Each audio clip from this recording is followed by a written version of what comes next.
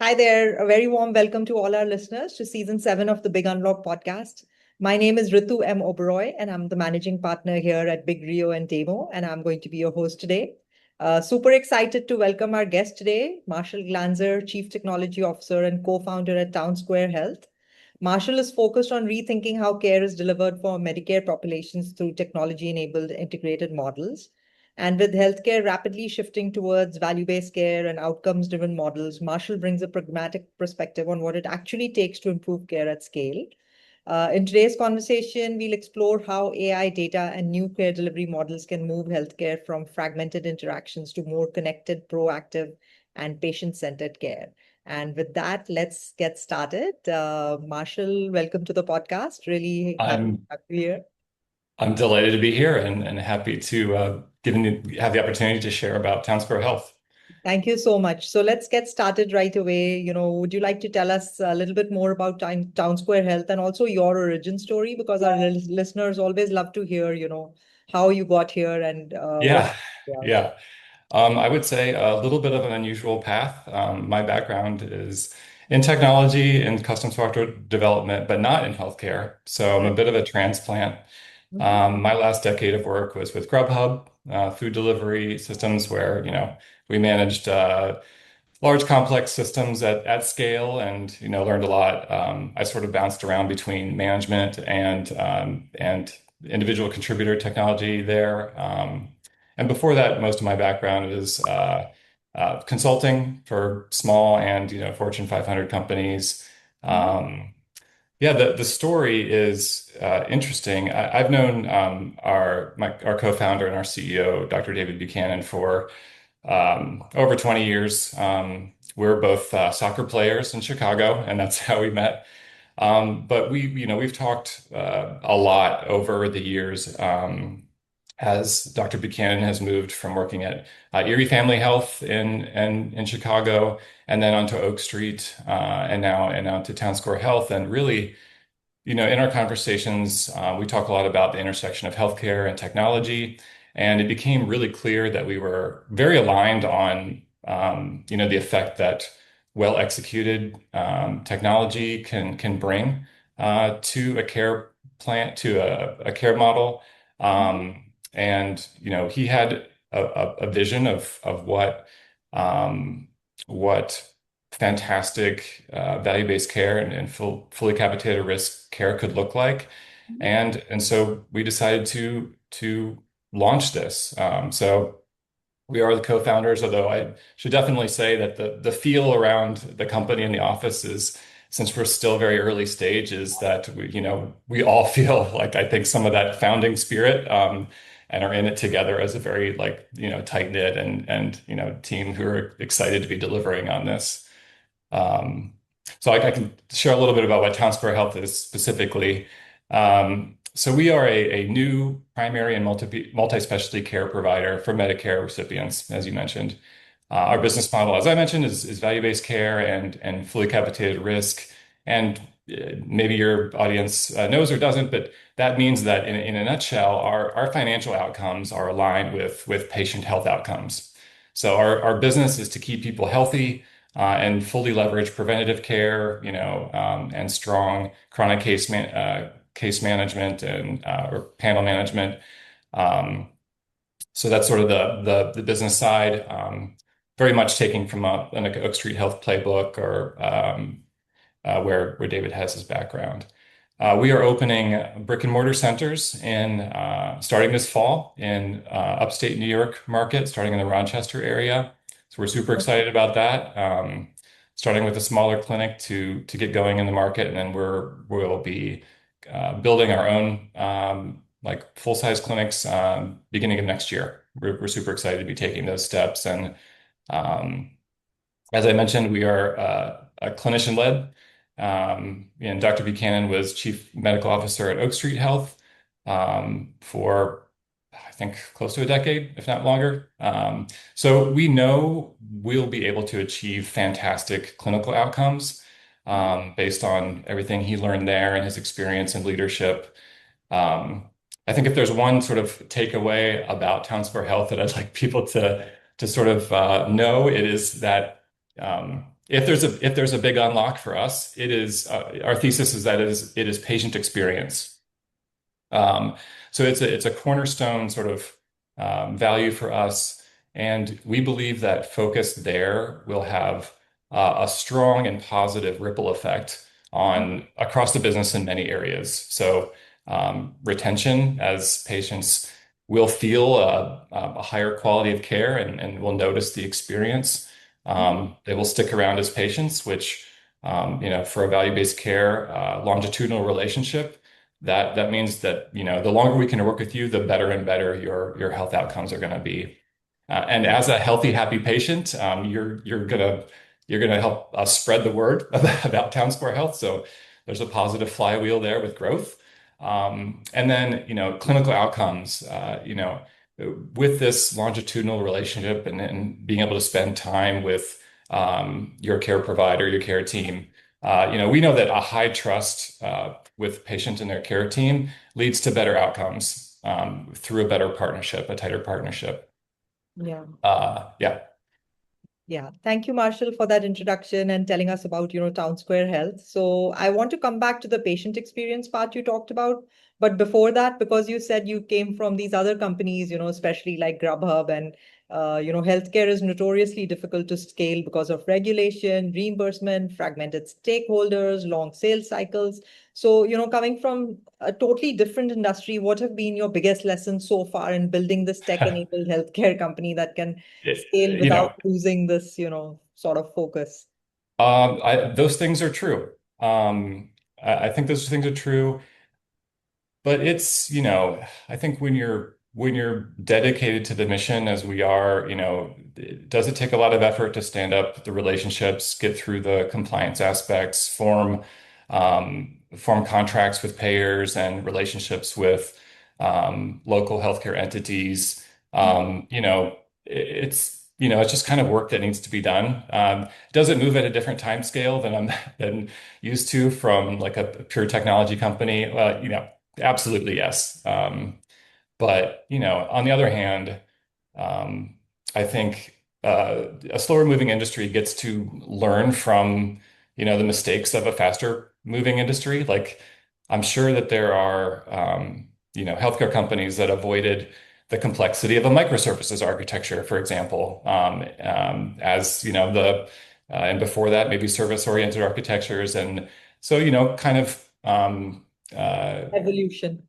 the evolution, yeah, and understanding and learning from other industries, and adopting conservatively what works well, Yeah. and in the right way for the industry. So I would say pros and cons. But yeah, the time scale has been something I've been getting used to, for sure. Yeah, the Yeah. other thing about patient experience that I want to kind of highlight and get back to is two of the key components that sort of will make that work, and patients will notice and hopefully be delightful for them.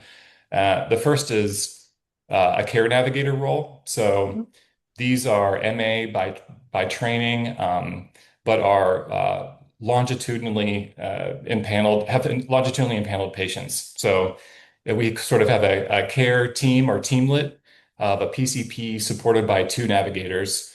So the PCP's panel is supported roughly half between two navigators, and that constitutes sort of your core care team. As a patient, you'll have a primary navigator, but if they're not available, you'll be, supported by someone who also knows you well. Our goals for patients at Town Square Health is that they are welcomed, known, and supported every step of the way. And so providing a longitudinal relationship with more than just one person, we feel will go a long way for providing that support, knowing you, when you arrive or in your communications.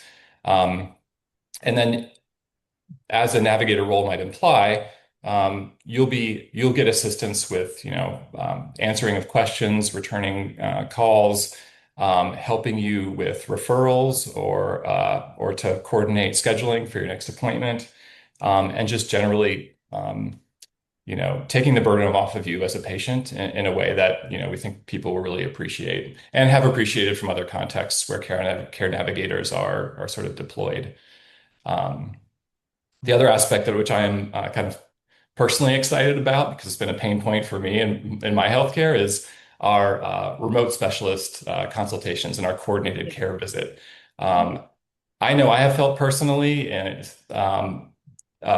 the frustration of feeling like I'm caught in a game of telephone between my primary care provider, my specialists, where each of them are asking me from about context from the other, and I'm stuck in the middle trying to remember like medical terminology, Yes. which I probably didn't understand in the first place. But then Mhm. all of a sudden, I feel on the hook to relay to a professional. I'm Mhm. sure many people resonate with that experience. Super frustrating. So instead, our plan is for a coordinated care visit where all three of you are in the same discussion. So you and your PCP are in clinic, and your specialists are joining in a remote visit.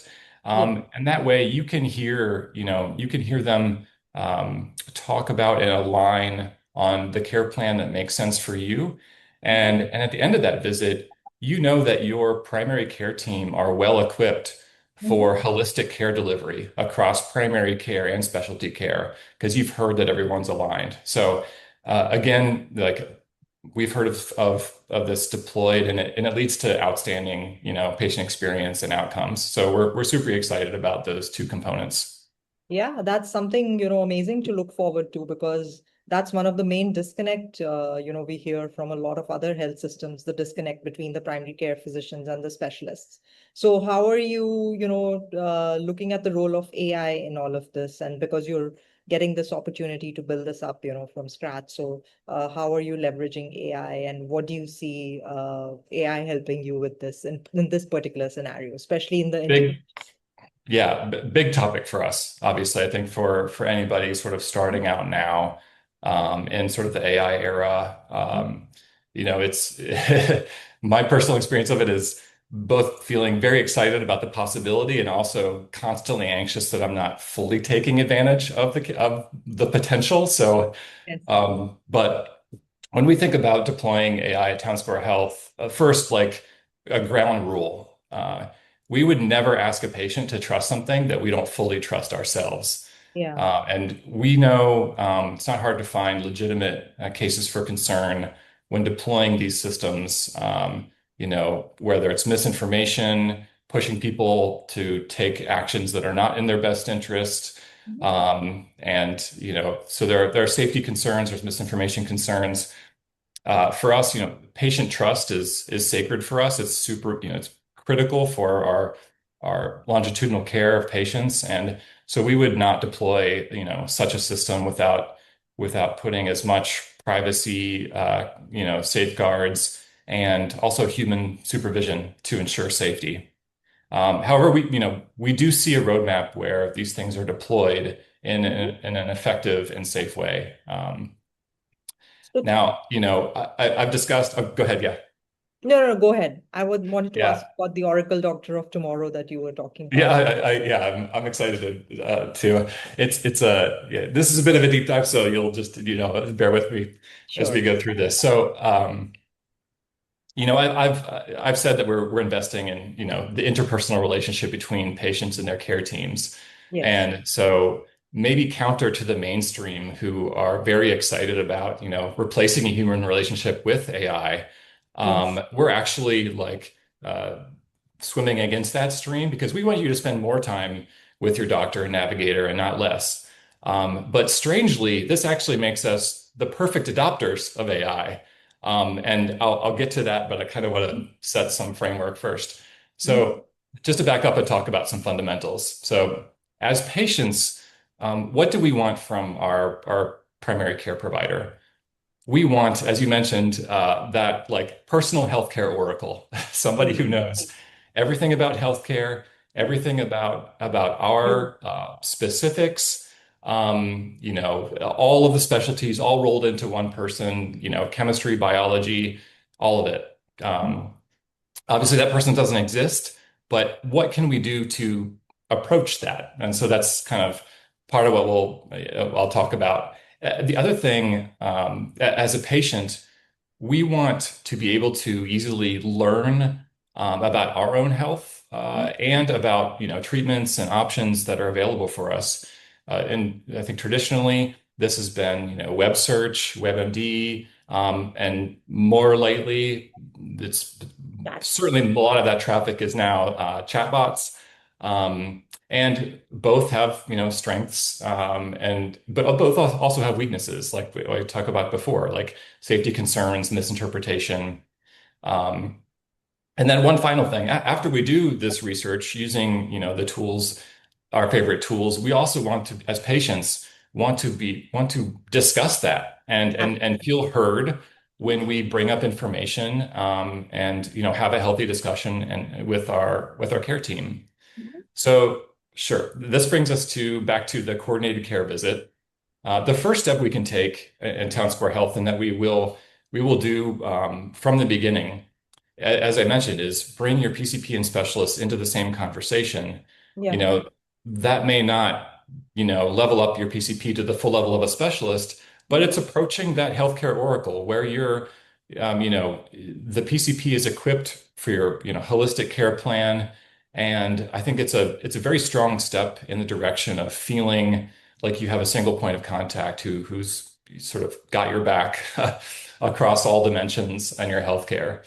Um, so we're definitely going to launch with that. Now I'm going to talk about a few more options that sort of riff on that idea, but will not be for everyone. So I want to just preface this with, these will be sort of opt-in, and I'll describe what I mean.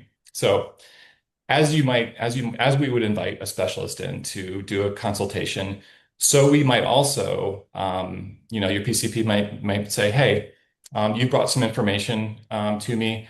What if we did an open evidence search during our meeting and then discussed the results? So that's kind of like phase one is like a very capable healthcare search experience. And the next level up might be, hey, let's have a conversation which includes a strong medically trained chatbot, a Claude Health or OpenAI Health. And then phase three, more futuristic. I believe it is coming and will come, and that is more of like an AI specialist, with a like voice conversation where you're talking with an AI specialist. And again, not for everybody, but an interesting, way to, just bring more information and enhance your care team's knowledge.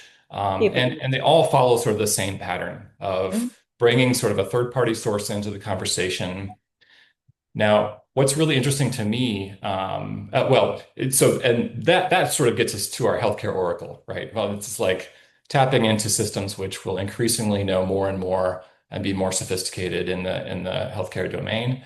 Um, I think there's an important component to an important benefit to having these conversations with your PCP in the exam room, and that is, as you share these interactions with your PCP, you're actually gaining a lot of sort of digital literacy of how to interact with these tools and systems, how to think critically about them. Mhm. And it sort of breaks down the barrier of incorporating this into your general approach to health and Mhm. your partnership with your care team. So I'm super excited about um, sort of educating the patient population of tomorrow with these tools, but critically with your care team involved so that it's safe, and you're taking proper action and you're not making poor healthcare decisions based on your own just personal research. Yeah. Um, No, that's amazing. That sounds so futuristic, but I think we're really getting there because even right now on, ChatGPT and Claude, health is one of the biggest searched queries. And I don't know, there's Certainly, millions of yeah, queries every month. And like you said, I think a lot of it is like patient preparation, just people feeling more confident yeah. when they come in to meet the doctor. They want to know what to ask and, what are the different questions they can be prepped for. So a lot of people are using it for that. So I think the scenario you described is, we're almost there. It sounds futuristic, but we're getting there. So I think we'll be there maybe faster than we think. And exactly. actually, I have some thoughts and almost not evidence, but like a signal about why that might be. Yeah. Um, so yeah, I mean, I agree. These are the tools that people are using. I think an interesting question for us as providers is, what does the patient portal of tomorrow, or honestly of, of a potential patient population of today look like? Hmm. So we're sort of exploring the idea of, an AI chat first patient portal. Yeah. Clearly that would be able to surface all of your sort of standard questions about your health from your chart. Um, but also it's a place where, um, if it's a town square health provided, healthcare chat, Hmm. then your care team can actually participate and provide safety and oversight in those conversations. So, we might have an AI judge that's sort of keeping track of these conversations and saying, "Hey, this looks like it's trending towards like taking action on some advice. Let's make sure that the care team is looped in, and there's a conversation with your doctor." And then, we either say, "Hey, not such a great idea," or, actually, that's a really interesting avenue to explore. We're going to help enable you to take those steps. Maybe it's a prescription or, a referral. So I think there's a real opportunity to partner. And then also, an AI system that's running on our record as you as a patient is implicitly more effective and safer.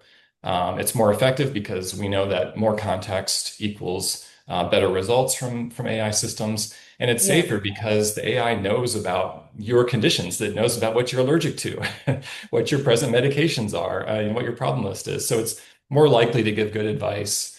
Um, and I'm this is definitely something we will do some R&D around. Again, it needs to be something that patients want and want to engage in.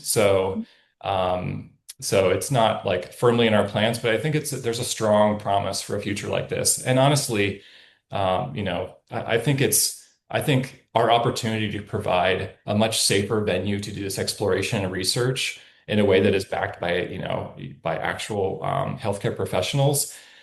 It seems like almost a service that we should provide, because it's going to be so much safer than people going out kind of on their own, and not having all the safeguards and supports.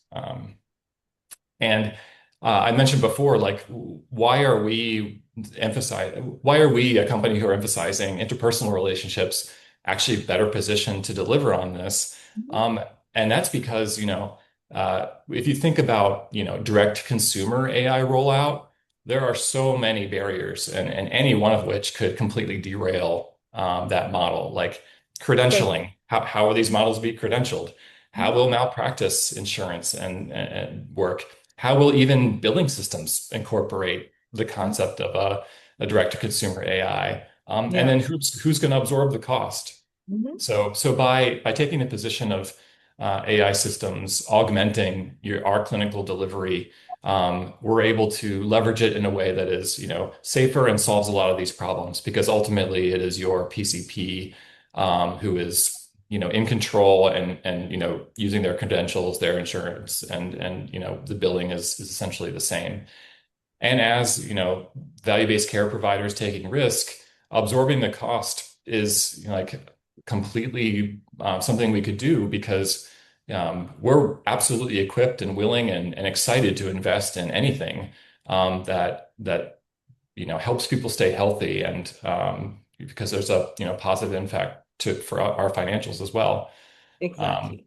Mhm. and I sort of teased a little bit about like how advanced could these things be. Mhm. And oh wow, we're getting close on time, but I want to just dive a little bit into, I don't know if are you familiar with Project Glasswing Yes. from So yeah, so I'll just sort of go through it really quickly. Hopefully your listeners are also familiar.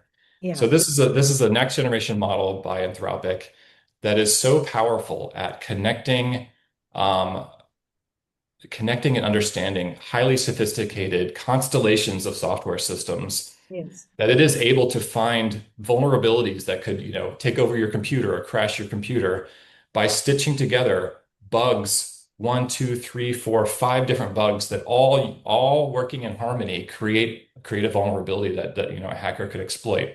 Mhm. Now, for me, if you squint and sort of maybe use your imagination, what's the difference between piecing together those details into a comprehensive thesis What's the difference between that and applying it to biological systems, to chemistry and medicine, to understanding of the genome?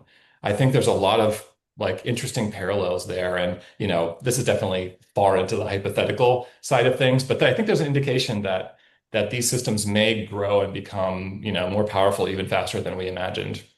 Yes, absolutely. When you were describing your entire scenario, it sounded like an agentic universe with, you doing the orchestration between all the different agentic systems. And that's what we've been hearing actually recently from all these, the big Anthropic and OpenAI, that everything is going Yeah, to go towards agentic. So yeah, thank you, Marshall, for telling us about that. And you're right, we didn't even realize how the time just flew by and, it did yeah. fly. Yeah. So, would you like to leave any closing thoughts for our listeners? It was really, really very refreshing to hear your take on the future because people are usually very conservative and don't want to, really go very futuristic. But I think because of your tech background, you're more amenable to embracing the full range of technology. So that was really good. Thank you. Yeah, I think that we're really just trying to fully understand the potential in our specific positioning in the market. And I wouldn't be doing my job as CTO if I didn't really think, as far ahead as I could and try to catch every possible opportunity that's coming up.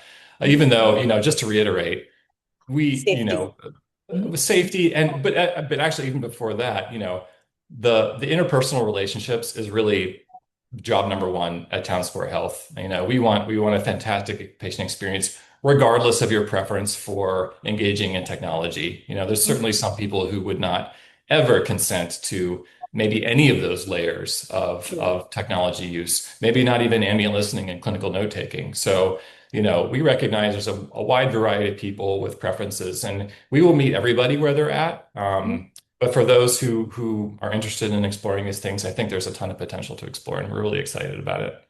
Yeah, great. It was really amazing having you on the podcast today, Marshall. Thank you so much for joining us here My today. pleasure. Yeah, Thank thanks you. so much. Thank you. All right, bye. Bye.